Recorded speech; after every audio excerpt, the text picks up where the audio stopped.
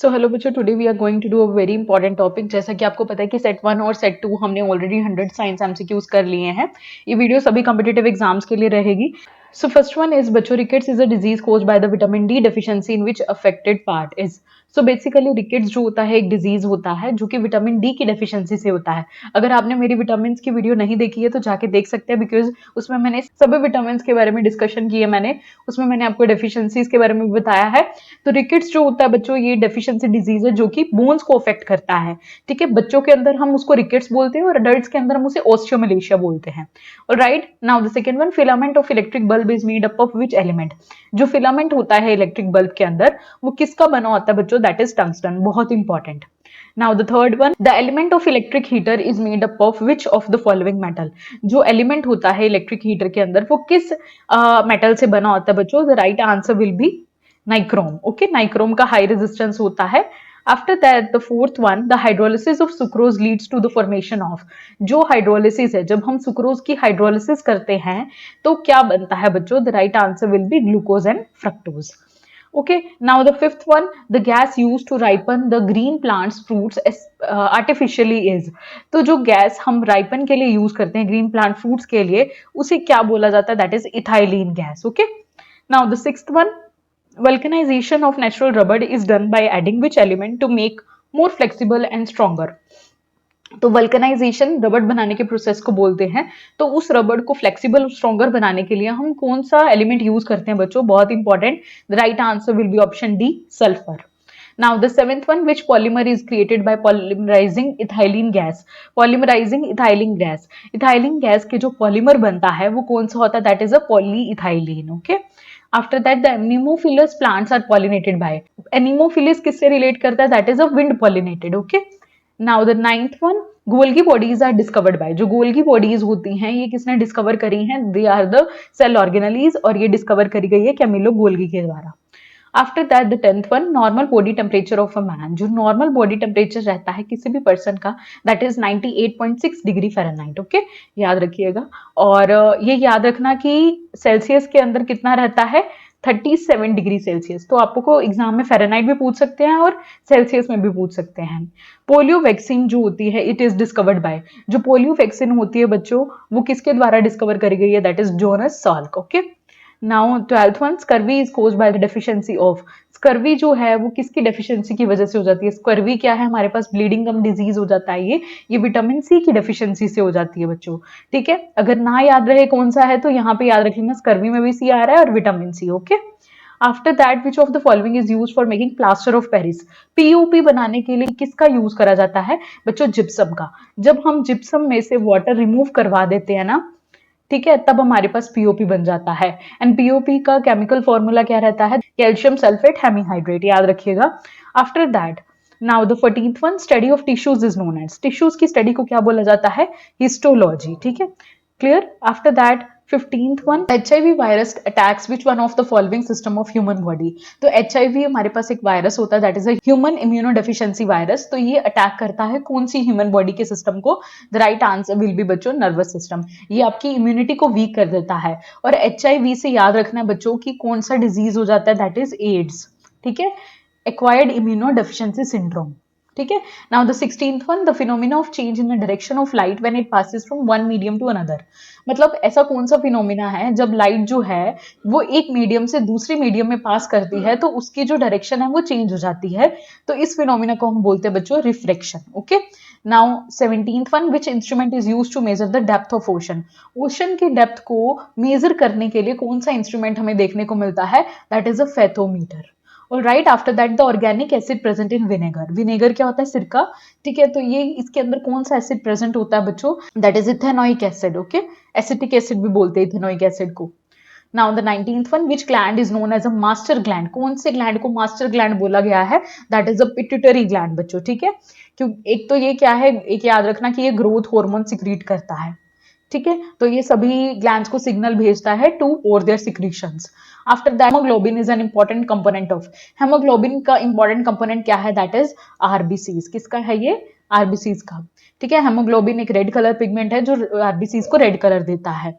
Which among the following compound is used to produce artificial rain, बहुत important, artificial rain produce करने के लिए कौन सा कंपाउंड यूज होता है, that is a silver iodide. ठीक है, that is AgI, iodide I and Ag silver. Okay, what is the frequency of sound waves which is audible to human ear, frequency of sound wave क्या रहती है जो कि हम सुन सकते हैं, that is 20 hertz to 20,000 hertz audible range होती है ये। which endocrine gland is found in chest cavity, chest cavity में कौन सा endocrine gland देखने को मिलता है हमें बच्चों, that is a thymus gland।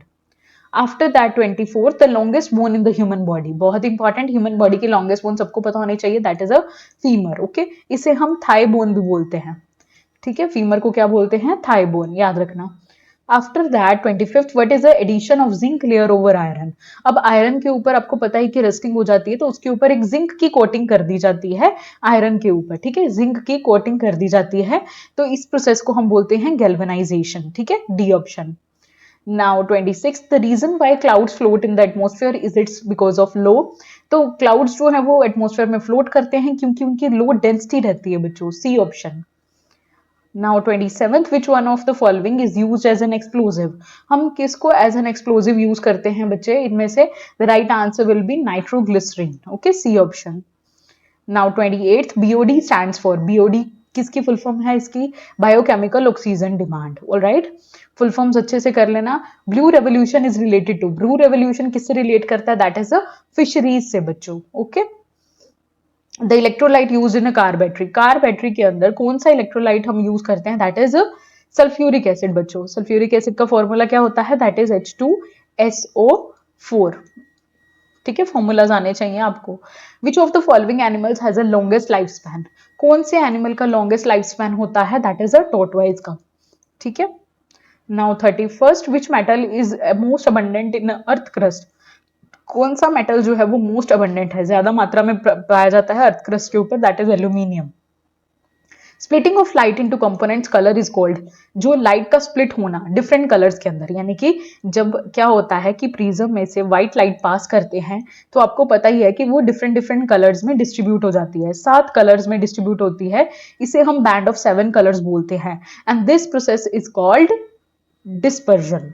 Now after that 33 anaemia is caused by the deficiency of, अब जो अनीमिया होता है दैट इज जिसमें खून की कमी हो जाती है, तो ये बच्चों डेफिशिएंसी होती है बाय आयरन, जब आयरन की कमी हो जाती है बॉडी में तो अनीमिया हो जाता है।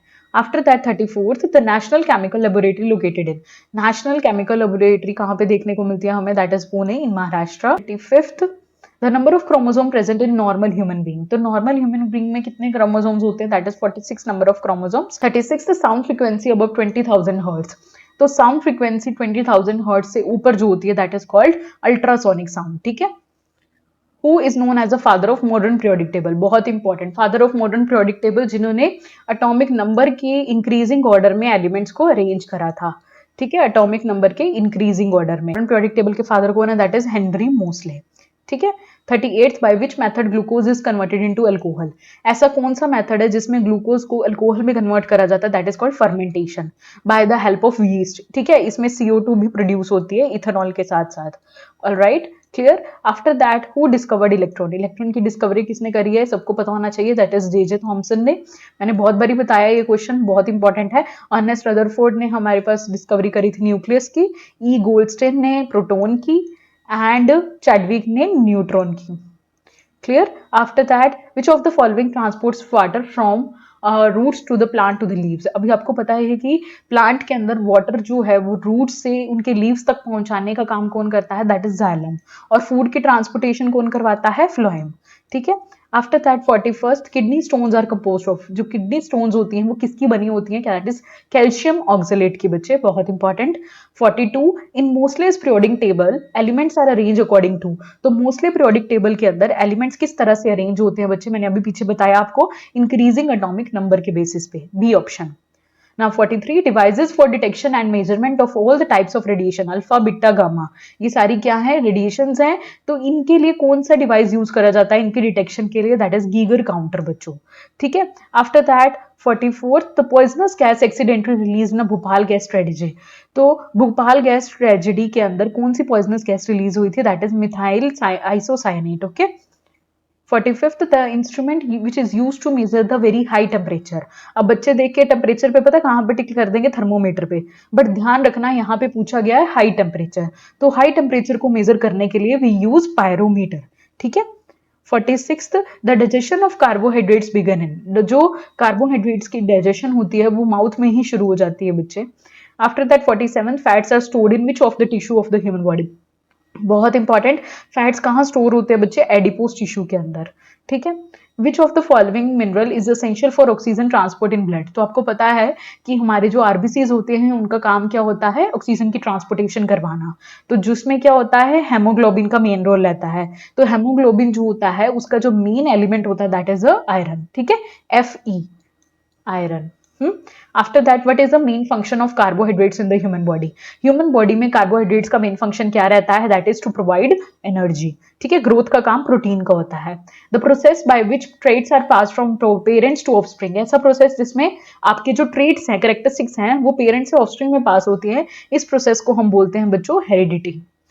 Now 51st, the endangered bird species found in Thar Desert. Endangered species कौन सी होती हैं? Species they are at the verge of extinction, ठीक है, जो खत्म होने की तादाद पे होती हैं, और ये थार डेजर्ट में ऐसी कौन सी स्पीशीज पाई जाती है, that is a great Indian bustard, okay.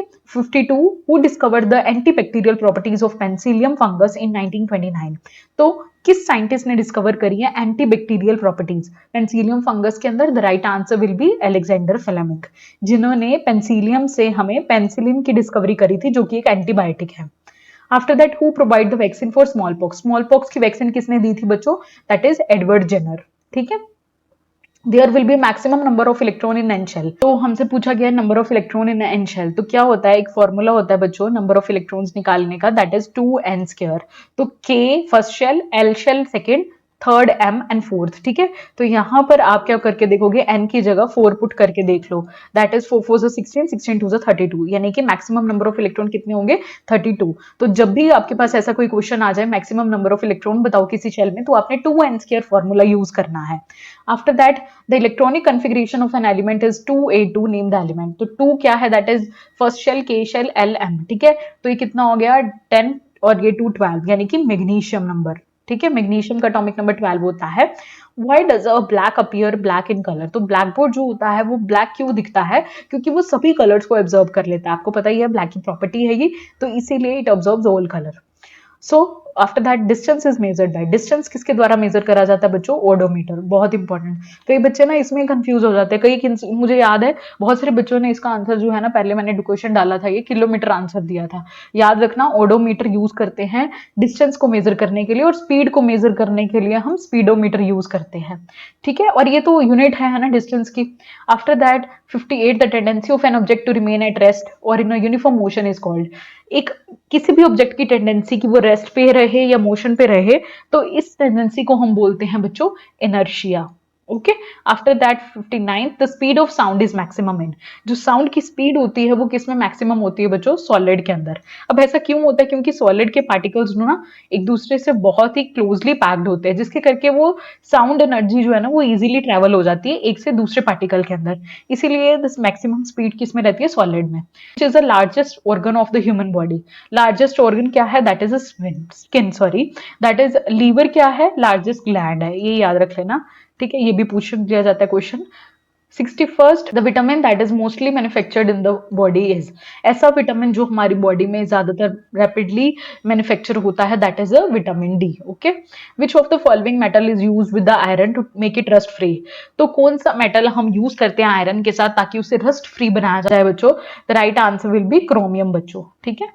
Now who is known as a father of immunology, immunology के फादर यानी कि कौन है, that is Edward Jenner, okay. Now the study of bones are under which branch of science.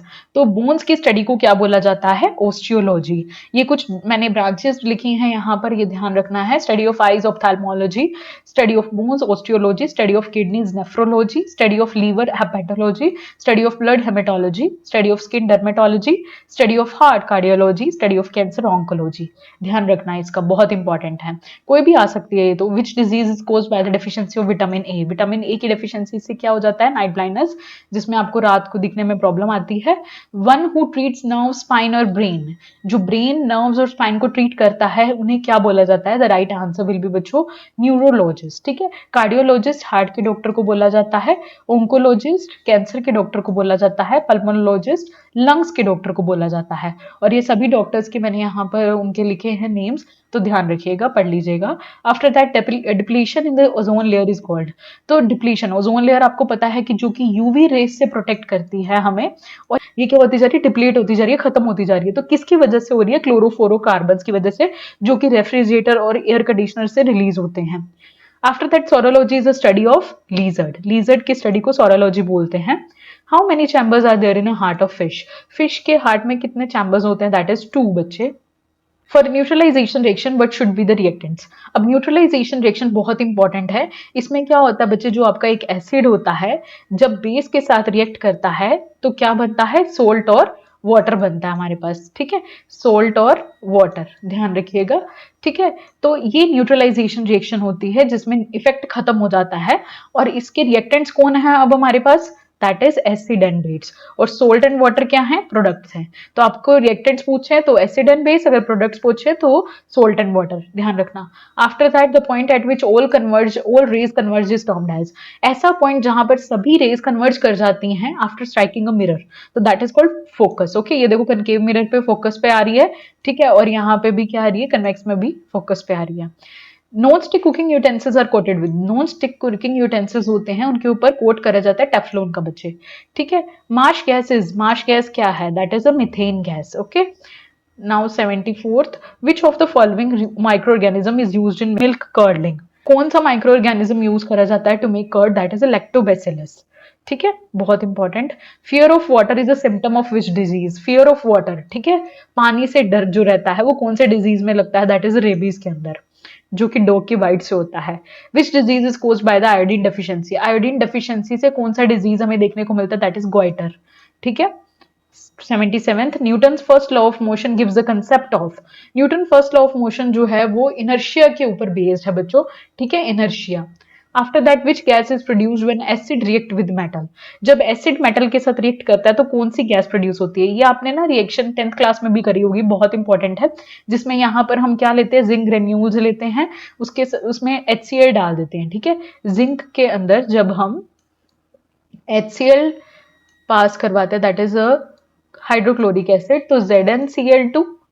ठीक है, और हमारे पास जो गैस रिलीज होती है with the pop sound that is a hydrogen gas. हमेशा याद रखना कि जो पॉप साउंड देगी that is a hydrogen gas. ठीक है, after that 79th, what is the unit of electric charge? That is coulomb. Okay, 80th, name the group of the modern periodic table in the which inert gases are placed.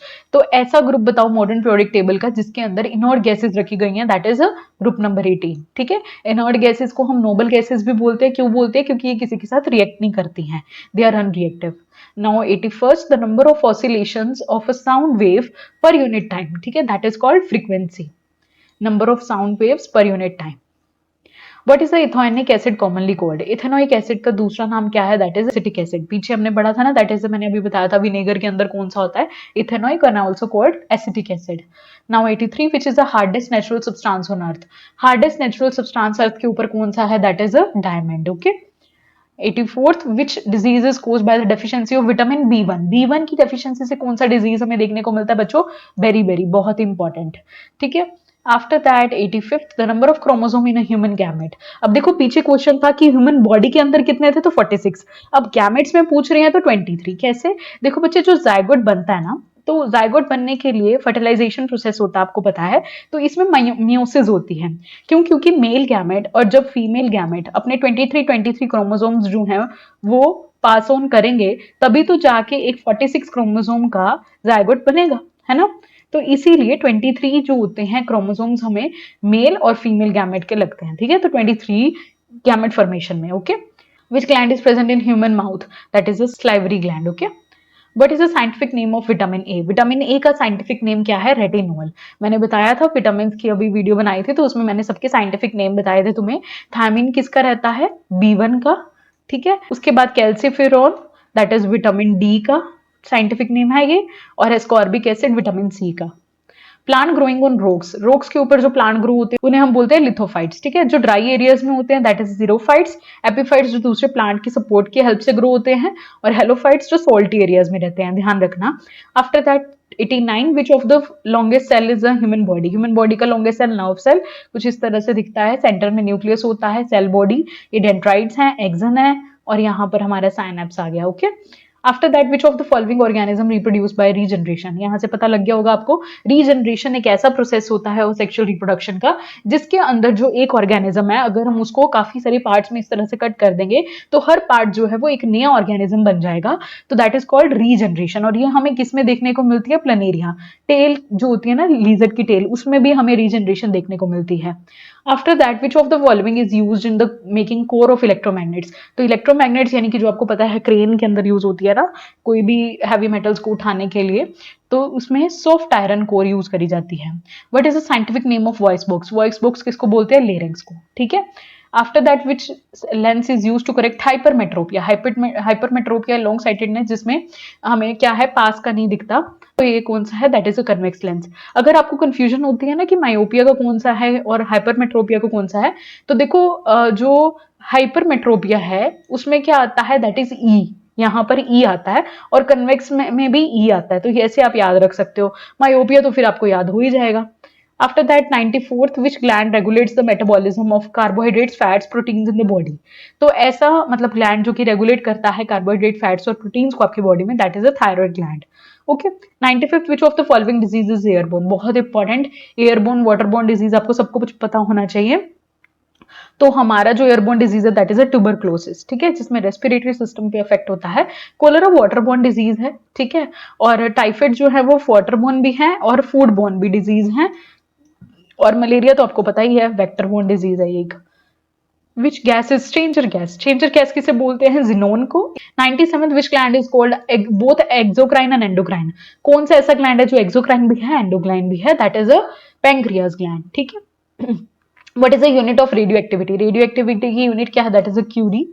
99th, which type of waves are found in the are used in the radar system for detecting aircraft? कौन सी radar system के अंदर use करी जाती है to detect aircraft? कौन सी waves? That is a radio waves. Okay.